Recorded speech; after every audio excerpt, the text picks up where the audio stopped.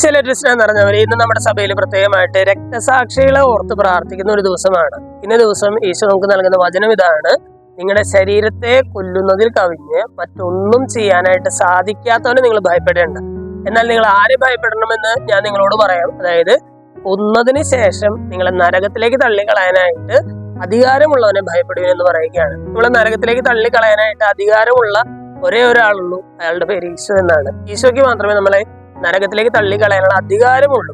എന്തിനു വേണ്ടിയിട്ടാണ് ഈശോ നമ്മൾ നരകത്തിലേക്ക് തള്ളിക്കളയുന്നത് എന്നൊക്കെ ചോദിച്ചാൽ നമ്മുടെ പ്രവൃത്തികളുടെ ഫലമായിട്ടാണ്. ഇന്നത്തെ സുവിശേഷത്തില് ഏറ്റവും ഒടുവിലത്തെ വചനത്തിൽ ഈശോ നമുക്ക് പ്രത്യാശ നൽകുന്ന ഒരു വചനം നൽകുന്നുണ്ട്. അതുപോലെ തന്നെ അതൊരു വാണിംഗും കൂടിയാണ്, ഒരു മുന്നറിയിപ്പ് കൂടിയാണ്. ഈശോ പറയുകയാണ്, മനുഷ്യരുടെ മുമ്പിൽ എന്നെ ഏറ്റുപറയുന്നവനെ സ്വർഗസ്ഥനായ എന്റെ പിതാവിന്റെ മുമ്പിൽ ഞാനും ഏറ്റുപറയും. മനുഷ്യരുടെ മുമ്പിൽ എന്നെ തള്ളി പറയുന്നവനെ സ്വർഗസ്ഥനായ പിതാവിന്റെ മുമ്പിൽ ഞാനും തള്ളി പറയും എന്ന് പറയുകയാണ്. ഇത് ഒരേ സമയം ഇതൊരു പ്രത്യാശ നൽകുന്ന വചനം കൂടിയാണ്, അതുപോലെ തന്നെ ഇതൊരു മുന്നറിയിപ്പ് നൽകുന്ന വചനം കൂടിയാണ്.